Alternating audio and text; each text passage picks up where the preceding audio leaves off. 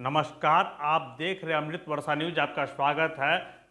देश में 2024 में लोकसभा के चुनाव होने हैं और बिहार में भी आगामी वर्ष होने वाले लोकसभा चुनाव को लेकर शतरंज की बिसात बिछ गई है और सहमात के दौर आरंभ हो गए हैं। दरअसल बिहार में अभी 7 दलों के गठबंधन वाली सरकार, नीतीश सरकार सत्तासीन है, भाजपा विपक्ष में है। चिराग पासवान की पार्टी लोजपा रामविलास विपक्ष में है, लेकिन औपचारिक तौर पर भाजपा के साथ अभी गठबंधन में नहीं है।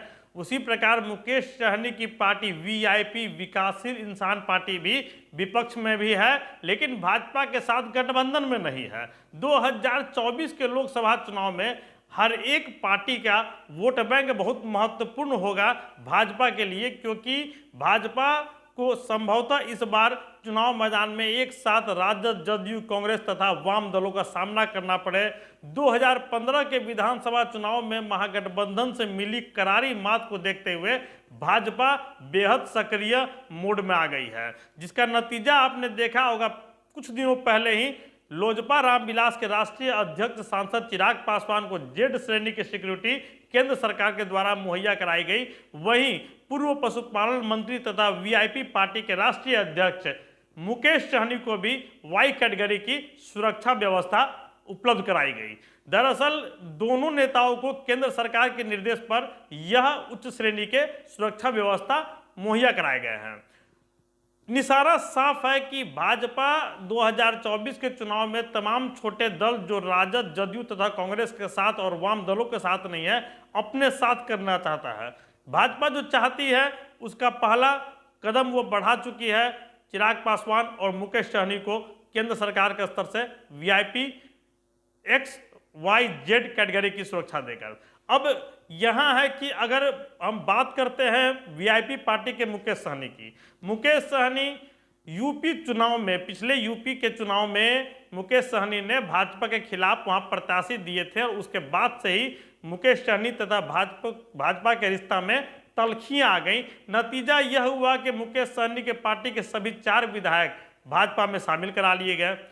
तो जो 4 विधायक शामिल करा लिए गए, उसके बाद मुकेश सहनी भी विधान पार्षद थे, उनका टर्म पूरा हो गया। चूंकि कुछ ही समय के लिए उन्हें विधान पार्षद बनाया गया था, तो वे रिपीट नहीं किए जा सके, भाजपा ने उन्हें रिपीट नहीं किया। उनकी मंत्री पद भी चली गई, सीएम नीतीश कुमार ने मंत्रिमंडल से उन्हें बाहर कर दिया। लेकिन इसके बावजूद पटना में उनका सरकारी भवन अब तक है और स्टैंड रोड स्थित अपने सरकारी आवास में वे अपनी पार्टी का भी संचालन करते हैं।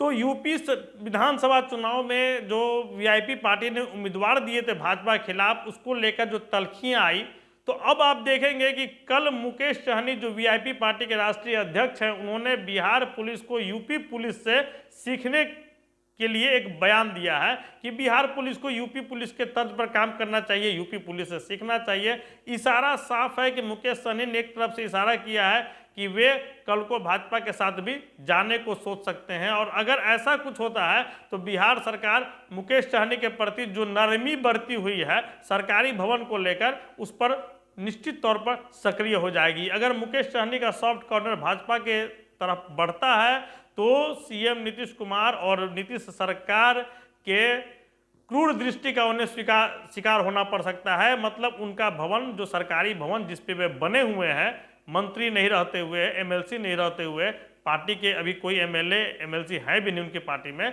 तो उन्हें अपना भवन खाली करना पड़ सकता है अगर वे भाजपा की तरफ उनके पांव बढ़ते हैं। तो अभी मुकेश सहनी की पार्टी की स्ट्रैटेजी जो है वो सामने नहीं आ पा रही है, लेकिन सूत्रों के अनुसार, जो अंदरूनी पार्टी के विश्वस्त सूत्र हैं, उनका कहना है कि फिलहाल मुकेश सहनी की पार्टी वीआईपी के पास भाजपा के साथ जाने के अलावा तत्काल कोई बड़ा रास्ता नहीं दिखता है। क्योंकि अगर महागठबंधन के तरफ कदम बढ़ते हैं तो महागठबंधन में 40 सीट जो बिहार में है लोकसभा, उसको लेकर पहले से सिर्फ फुटअव्वल की स्थिति पैदा हो चुकी है।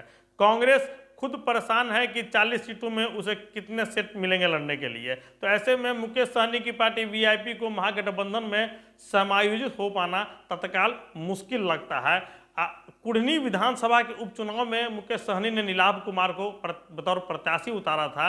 उम्मीद की जा रही थी कि इससे महागठबंधन को फायदा मिलेगा और वहां से भाजपा हार जाएगी, लेकिन निर्णय ठीक उलट रहा और वहां से भाजपा के उम्मीदवार चुनाव जीत गए। तो ये जो वर्तमान राजनीतिक परिस्थितियां हैं, उनके मद्देनजर मुकेश सहनी को अपने पार्टी के भविष्य को देखते हुए सही और ठोस निर्णय लेना पड़ेगा।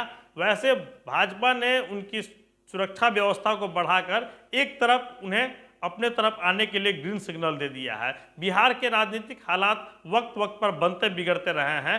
फिलहाल मुकेश सहनी की पार्टी के निर्णय का लोगों को इंतजार रहेगा कि मुकेश सहनी कब भाजपा के साथ जाने की घोषणा करते हैं या फिर एकला चलो रे का राग वो कब तक आलाप पाते हैं। आप देखते रहिए अमृत वर्षा न्यूज़। धन्यवाद।